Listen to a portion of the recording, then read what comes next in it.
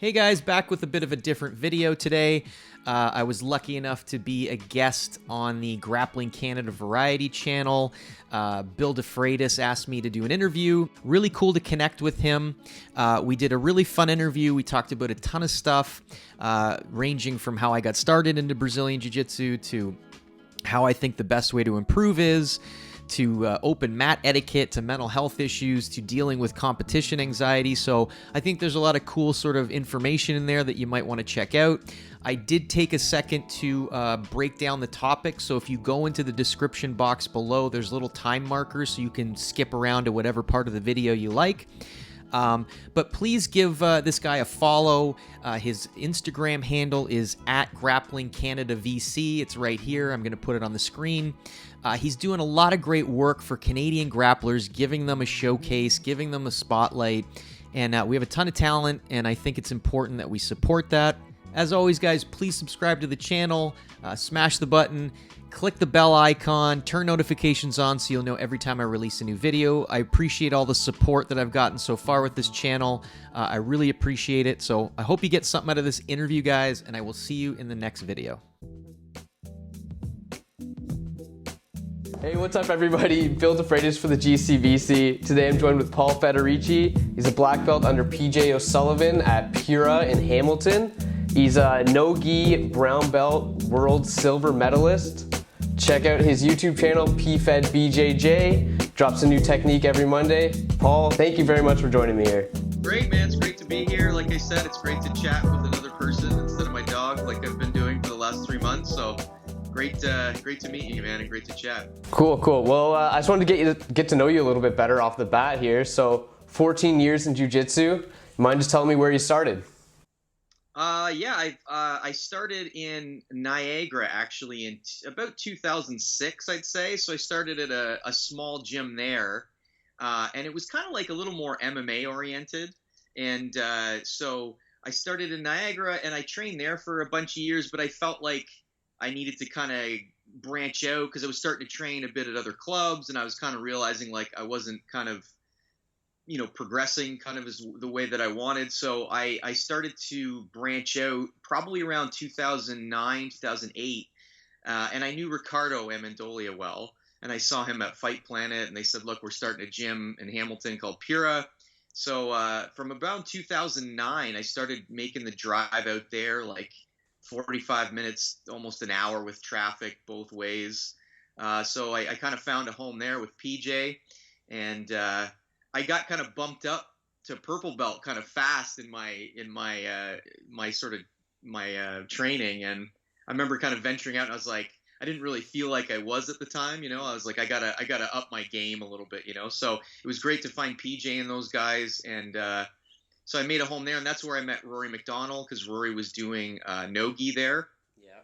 And I really had a really good connection with Rory from the start, and so he ultimately left after a couple of years to start Parabellum, and then about 3 years ago I started going out to Parabellum quite regularly. So I kind of train out of both, basically, that I say now. So and they were like, Rory's been instrumental in helping me really sort of get to another level, so okay. Yeah, leaving Niagara was kind of tough because I had a good group of people there, and I felt really connected. I just felt like I needed sort of a change, and I needed to do something that's a little better. But I'm not somebody that like takes pleasure in like trying to bail on a gym or a family. Yeah. So I felt super lucky to kind of connect with Pura when they were first opening, and then I've been there pretty much ever since. And then with Rory since probably 2017, 16. How old were you when you started?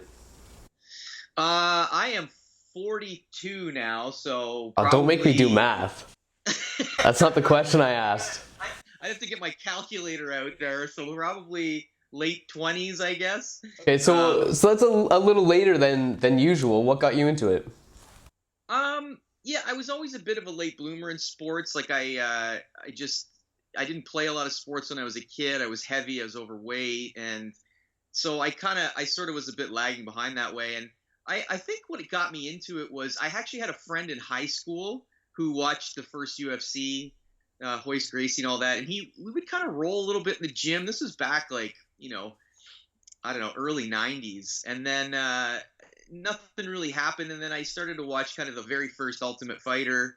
I remember checking that out, and I just thought it was really cool, and I just wanted to jump in and try. So that's kind of, I think, what sort of motivated me to pursue it a little bit more. Okay.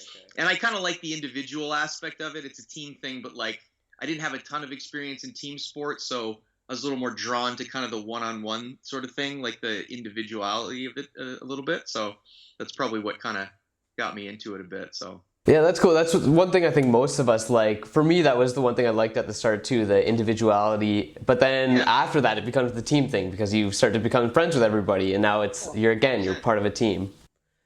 Absolutely. I think people make the mistake of thinking it is just an individual sport, but like you're so dependent on your training partners to get better, and I think you're only really become as good as the people that you're sort of surrounding yourself with in a lot of ways. So yeah, absolutely.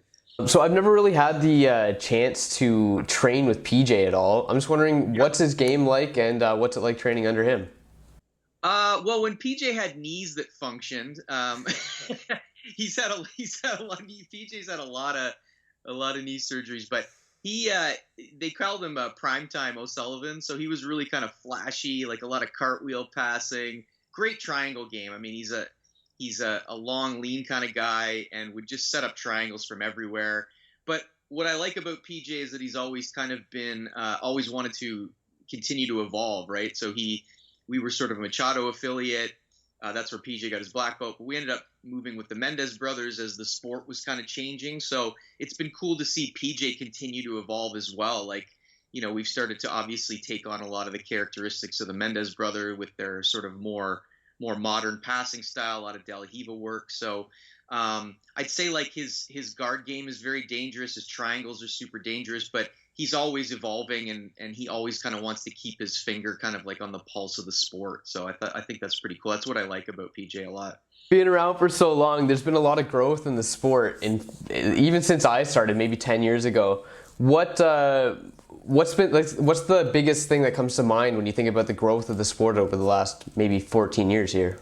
It just seems like the sport has become, there's such variety in the sport, right? Like you can almost train in almost any way you want now. Like if you want to be more no-gi, you can kind of focus on no-gi more. If you want to be strictly in the gi, you can do that. If you want to be a competitor, you can do that. There's more sort of recreational sort of gyms or programs that aren't as focused. Even the Mendez brothers, I mean, they're world class, but they have a great crew of people that aren't even competing. So it seems like there's a lot of different sort of variety of training styles. But I think the biggest thing that I've noticed is just the speed at which competitors and athletes are improving, because the access to information is just crazy. Like there's so much elite world class knowledge and technique on YouTube. It's like, I've said it's like the golden age of the DVD sort of thing, where I just remember when I started, it seemed like the game was a lot smaller, like it seemed like obviously people had different games, but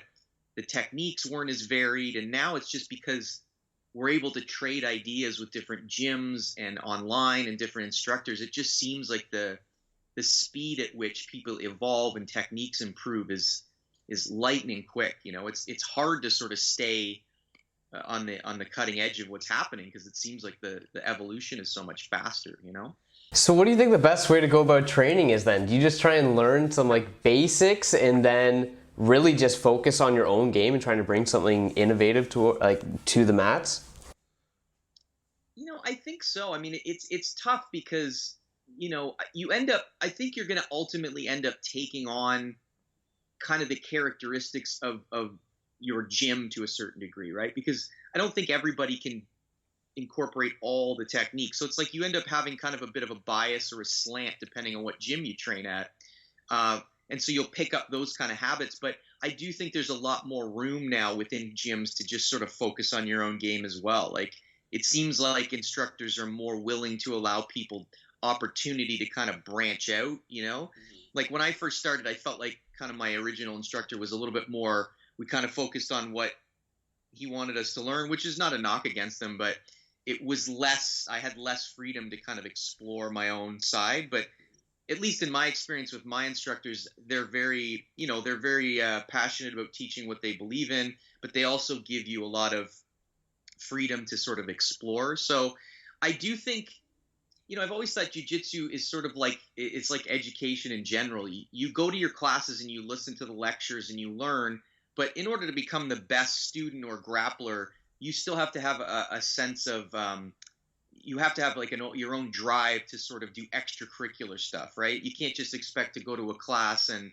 fully develop. You've got to go home and watch DVDs, and you've got to go home and watch matches, and bring your own imagination and kind of ideas to the mat as well. So I think it's a combination of finding a gym that you like the style of, and then also being willing to spend time on little side projects where you can develop whatever interests you. So I think that's kind of maybe the best approach, but it's tough. I mean, every gym I go to, it's like I feel like I'm missing something because they're doing this, and then I go to this gym and they're doing this, and so I think it's impossible to do it all the right way, so to speak. There's just too much, so.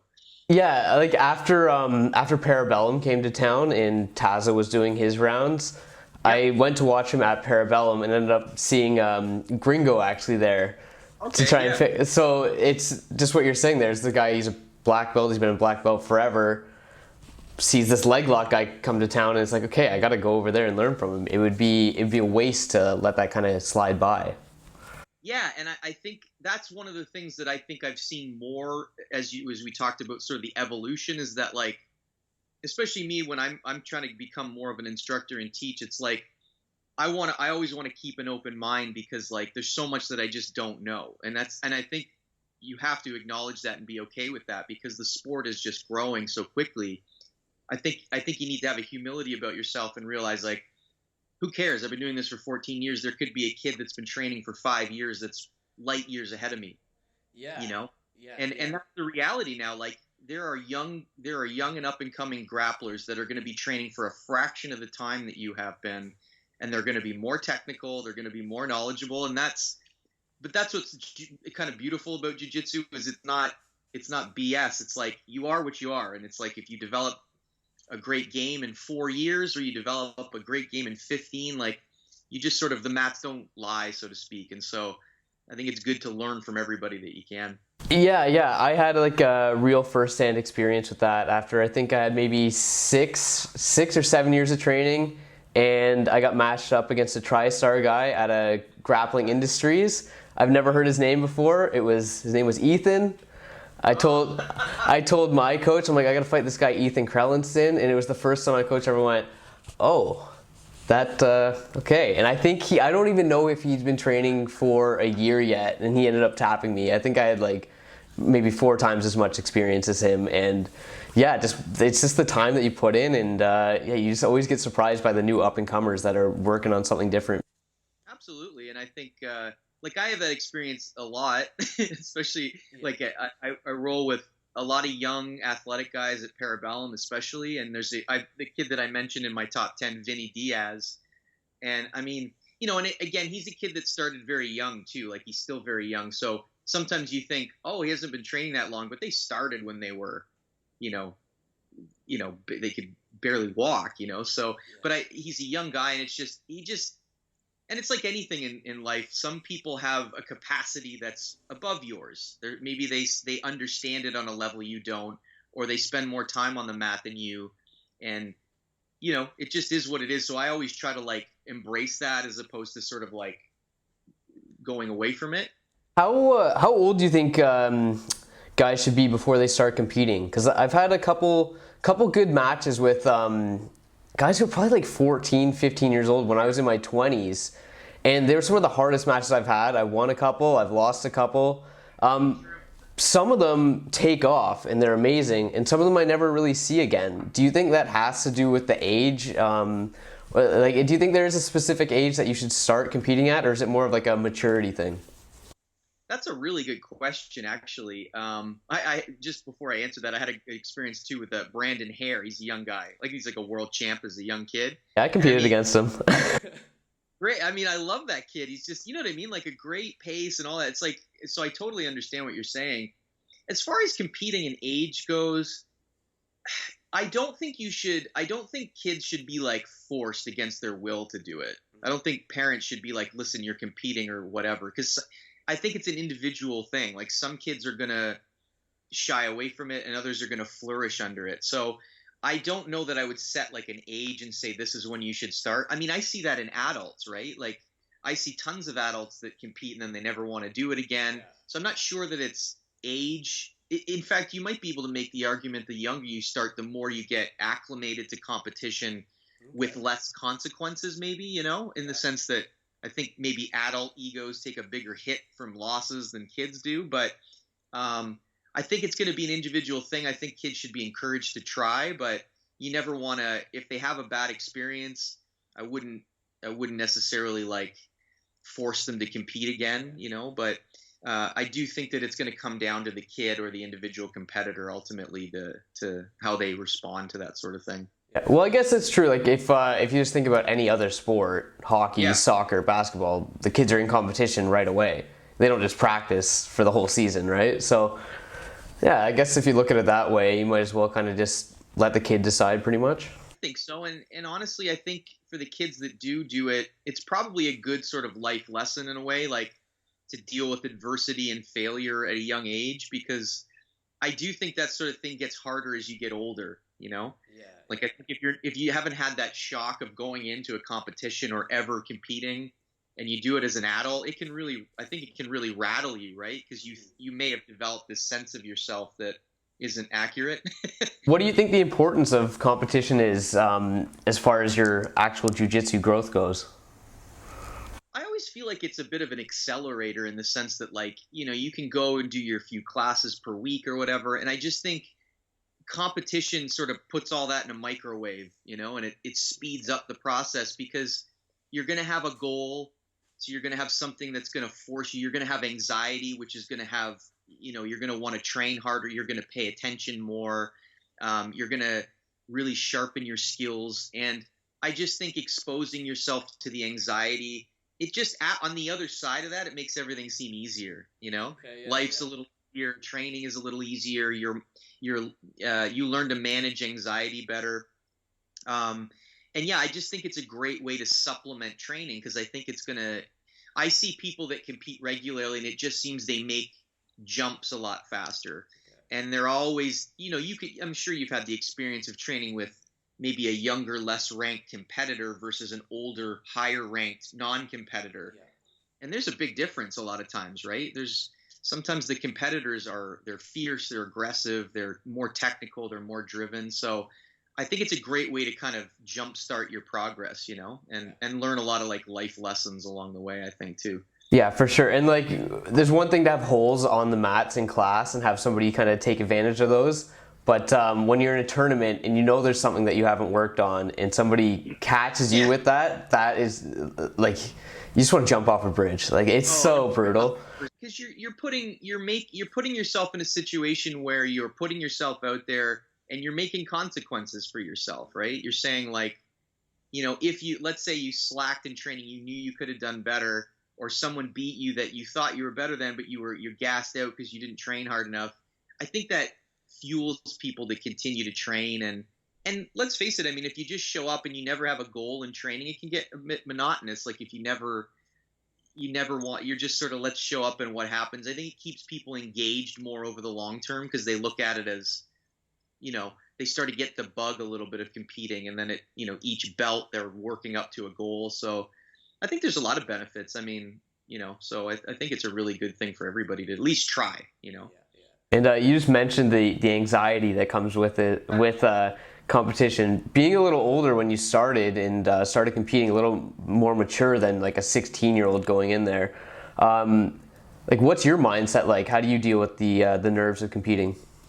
Well, I mean, it's interesting because like I've had mental health issues my whole life. I mean, anxiety is a massive problem for me, and part of the reason that I started to compete again more is because I wanted to challenge myself that way, and I wanted to learn how to deal with that more. So it's always a struggle for me because I'll just get, you know, I have like more generalized anxiety, so it doesn't really matter what's going on. There's always kind of a base level of high anxiety.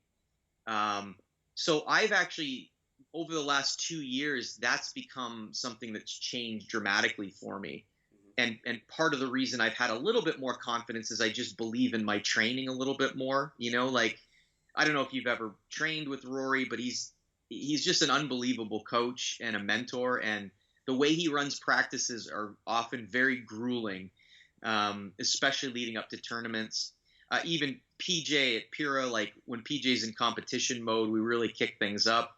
But I was really sort of struggling on the fly to figure out the best way to kind of deal with anxiety and mentality and all that. And, for me, what really changed things was like, I started to make sure that I was digesting more like positive stuff that I was watching on TV videos, because my mind tends to become very negative very easily. Like it's just where my brain wants to go. Yeah. I'm very sort of self-deprecating.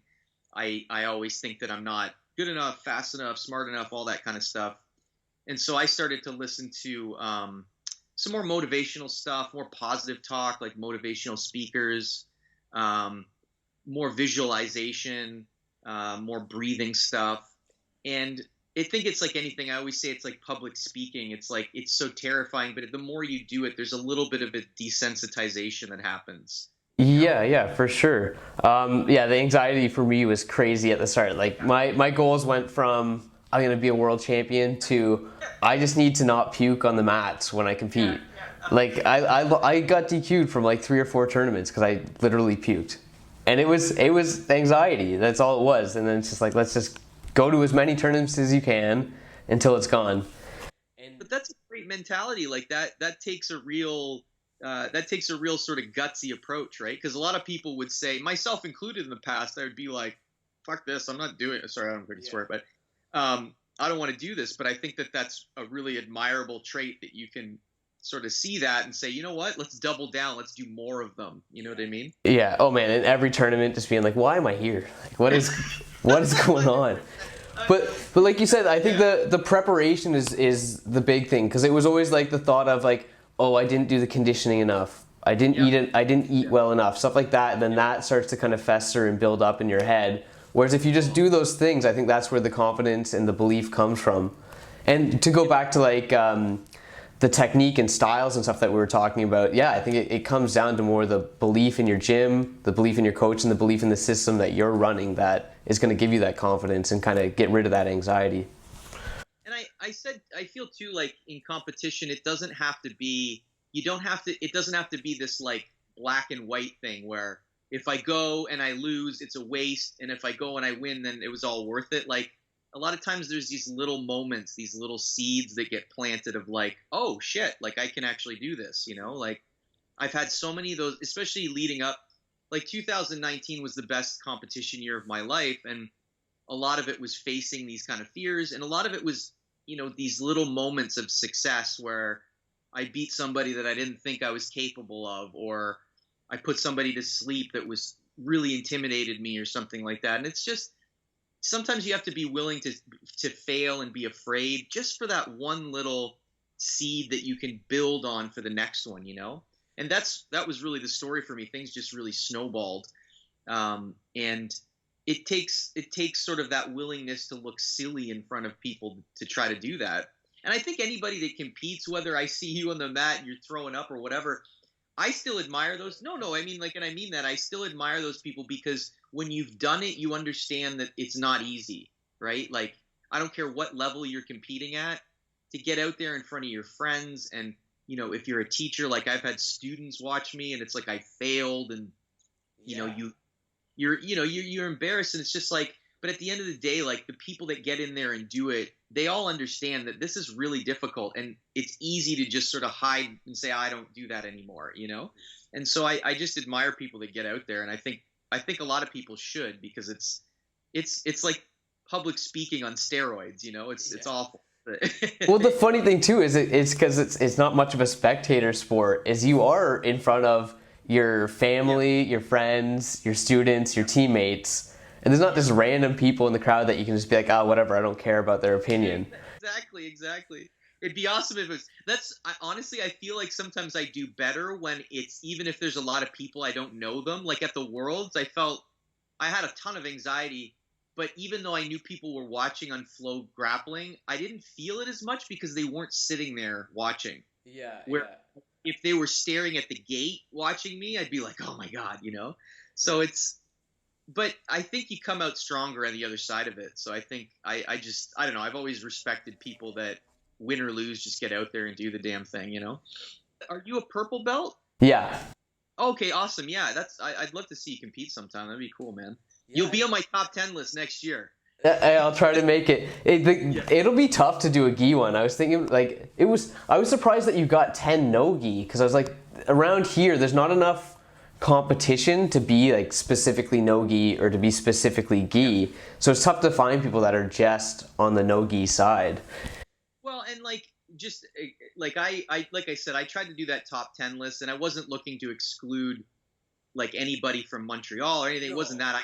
I felt like I had a good bubble of people that I competed with, and I wanted to use the list as an opportunity to like shout out people that, you know, weren't necessarily like the heavy hitters that you might see. Like, I mean, guys like Scott Jutras are, but I mean, you know, like I said to you earlier, like I love the Sims brothers. They're amazing. I love the TriStar guys. They're unbelievable. I just wanted to focus a little more on people that I have a little bit more direct contact with. You know, I've never really seen the Sims brothers compete or a lot of the Montreal guys.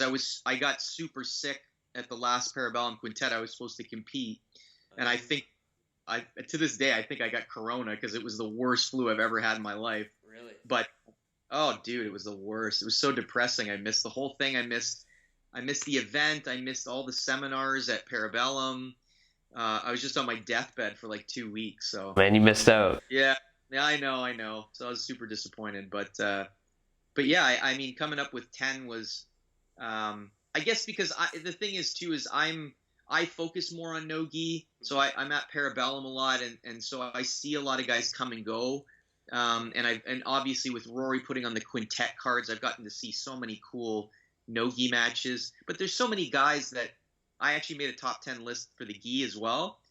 And it's like a lot of those people, it's like I could put on both, you know, like they're versatile. It's not like 100% gi specific, you know. And that was the same thing with Amr on my list. Like he's incredible in the gi as well. But it was the no gi worlds thing where it's like I don't know if that's the first time that's ever happened that it's been an all Canadian finals, but both those guys are monsters. Yeah, he's a beast. I mean, so many guys at Jocelyn's are just animals, and like, so that was pretty wild. I mean, even seeing like there's a kid that I have on my other list for the top 10 gi that, you know, again is a no gi guy, but Brandon Manarin got bronze. Yeah. He's a true guy, a young guy, and there's a lot of like great talent in the area that's like world class. You know what I mean? Like David Mosley's a world champion. No-gi at blue belt, silver at brown. So we've got a lot of crazy athletes here, you know? Yeah, one of the guys that I can't believe I missed is a guy who competed against a bunch. His name's Dennis Beenan. He's a Euro no-gi brown belt champ, Pans no-gi at brown belt silver once. Yep. And at purple, I think he won at gold, and then he's gotten 2 bronzes at Worlds. So like we have some good guys out there. Yeah, it's literally impossible to do a top 10 list without offending somebody. Open mat etiquette. When you're visiting versus when you're hosting, like I never know how to go in. Sometimes I almost say like, okay, I'm not gonna try and tap anybody. I'll protect myself. I'll play the game. We'll flow this and that. But then you'll run into a guy who's there to kill you. And then it's like, okay, how do I deal with that? Because I'm visiting, say, I don't want to look like I'm trying to prove myself or, you know, gym raid or whatever. And then the same thing on the other side where it's like, you don't want to seem like you're smashing the new guy, but you also don't want to get beat up by a guy coming in. What are your thoughts on etiquette? I think that, I always try to just, even the way I approach, like I'll usually message a gym first kind of thing. And I'll usually just be like, hey, I'm not looking to prove anything. Like I'm just looking to meet some people. So even from the get-go, I'll try to be very kind of like, you know, diplomatic and that's not my personality anyway. I'm never a guy that is going to just go out and try to do that anyway. I think it's a good rule of thumb to try to be, you know, I wouldn't say you can't tap people, but, you know, like we all know that there's a way to sort of be a little more flowy in your jiu-jitsu. But I do think a lot of gyms end up having like an instructor that's going to send their guys at you to some degree, no matter how sort of no matter how friendly you are, because I think they're trying to like maybe like test you or show their whatever their gym is. I've had a lot of good experiences though, to be honest with you, and I think a lot of it comes down to your personality and how you approach it.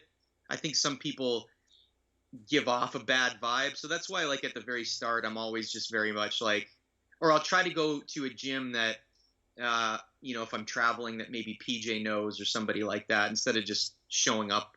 But I mean, it sounds like you've trained at a lot of different places, so I think there's only a certain amount of it you can control, like how others are going to treat you. I think there's probably always going to be a person or two that might try to rip your head off, because I think whenever you're new to a gym, people look at you as like they're going to test themselves against you, or they're going to try to, but I do think just having a good attitude of being there to learn and not try to smash people is a really good good way to do it.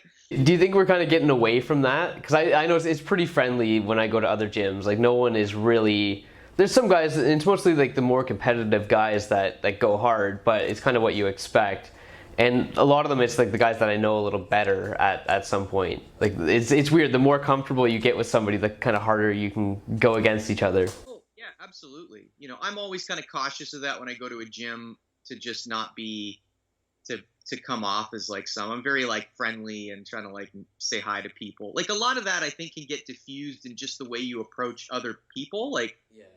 Do you know what I mean? Like, sometimes if you're not smiling and you seem very like, people might get their guard up a little bit, but if you're just like, hey, how you doing? I'm Paul. I'm from here. I'm just here to learn, like, I think a lot of that goes a long way to diffusing kind of the tension that might be there. You know what I mean?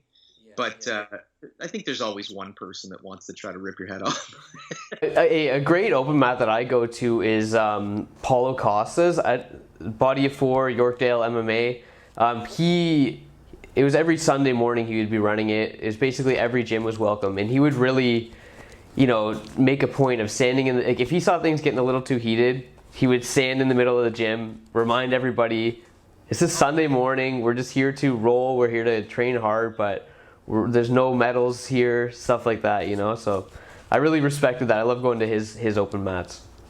Yeah, and I think in terms of like hosting, like you said, I think that's a great sort of mentality. Like, I'm all about, like, even Rory, the way he preaches, like, he wants people to train hard, but there is a line, right? Like, you know what I'm saying? You're not out there to try to smash each other necessarily. So I do think that's a good rule of thumb, is to, like, if you see things kind of get heated and, but some gyms aren't like that, right? Like, some gyms are just more fight clubs. So I do think the culture tends to trickle down from the instructor, right? So you can probably get a feel for what the gym would be like based on kind of the personality of the head instructor, sort of thing. But even when I teach classes, I like people to train hard, but I think it's just my personality. I like to joke and have fun, and I feel like that sets a tone in the room without really even realizing it, So I think being vocal that way is really good, and just talking to people.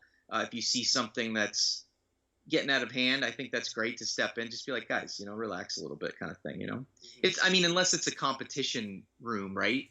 When that's kind of what you expect. But at open mats, I think it's important to kind of keep people on the page of like building sort of relationships and trying to learn and get better from each other, so. Yeah. And do you think it's important just to get out to open mats every now and then, rather than just stay in your own club all the time? I think so. I think, because I do think you can get really stagnant, because, a lot of training partners you end up in the same positions, the same scenarios. Like it's my friend, one of my training partners, Tom, and we always end up, it always goes like one of like two or three ways, you know what I mean? And so even he'll be like, I don't even know, he'll say like, he has some setups that I know that don't work as well on me now, because I know he's doing them. So it's like, you can almost psych yourself out if you're training against the same people. Yeah. Like, there's times where I'm like, oh, if I do this on Tom, he's going to triangle me. But if I do this to like 9 out of 10 other people, it works just fine. So you can kind of almost convince yourself that stuff that's working doesn't work anymore. So I think it's always good to get a new perspective on people that don't know your game as well, and to just get out and roll with different bodies, because everybody's just got a little different spin on what you're doing and how to defend it and guard it. So Yeah, and I think competing is a great way to do that as well, too, right? So some people can't get out to open mats a lot, but yeah, definitely important, I think, to do that. You can get some real eye openers too. One of the guys on your list, Judo Greg Young. Oh yeah, Judo Greg. I had never seen him before. I didn't see him compete at the Parabellums, and I got a chance to roll with him the last time I was training at Parabellum. And it's no geese, there's no belts, there's nothing going on there. I feel kind of good about my leg lock game. I like to pat myself on the back sometimes. He smashed me. I didn't get anywhere near his legs. He just stopped everything. I think he leg locked me a couple times. I was just like, and it's funny. It's like every time, you start pumping your own tires a bit, there's somebody there to deflate them, man. Judo's ridiculous. Like, he's a bit of a dark horse. Like, he hasn't competed as much in the last few years, but he's just a beast. And yeah, he actually got me. Like, I've gone really deep into the leg lock route, even though I've competed more without them. It's still kind of probably one of my stronger points in my game, and he got me into it, and then we've been sort of like pushing each other back and forth, getting better at it all the time. But yeah, don't feel bad about that. Greg smashes most people. I'd never seen him before, and after we were done, I'm like, you train gi? And he's like, yeah, I train gi a little bit. And then you're like, he's a judo black belt. He didn't mention that. So I'm like, this guy's probably a monster in the gi. He's a brown belt and has been for a while. I've always felt like he's got a black belt skill set. But he just hasn't competed as much. And but he just, yeah, gi or no gi, it doesn't matter. He's a very versatile guy. Like, you can throw him in any scenario and he'll do well. Stand up, ground, top pressure, back, leg locks, whatever. So yeah, knowledgeable, very knowledgeable. He was giving me a lot of good pointers. So oh, nice. Yeah. When was the last time you were at Parabellum? Oh, it was like just before the pandemic. I went there. I guess it was over February and March. I was just going Wednesday nights. Oh, nice. I must have seen you maybe once or twice. I'm not sure. Yeah, maybe. I'm pretty quiet. I'll just like hide in the corner a little bit and just train. Who's this guy? Yeah, pretty much. You know what I like about that place is that they bring in those high-level wrestlers. Yeah. That's huge. As far as, well, obviously for the stand-up, like, clearly, but the mindset, like just being at more wrestling tournaments and seeing how those guys and girls look at the competition, the way the coaches interact with them, it's very hard-nosed, straight to the point. No one's softening anything up for them, and I just respect the character of a lot of those guys like crazy. Oh, for sure. I think that mentality is what's really helped me, because I always used to just like pull guard in every tournament, basically. Like, I'd always be like, I'd kind of try the stand up, and I was like, oh man, this guy feels strong. Now for the last couple of years, I haven't pulled guard.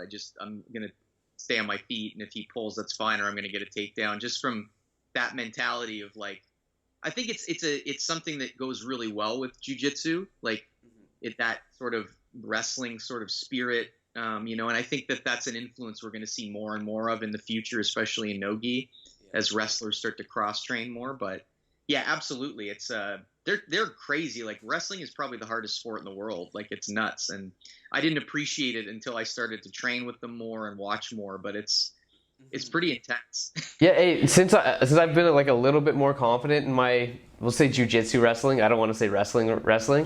It just makes you feel more like manly, just standing up rather than pulling guard.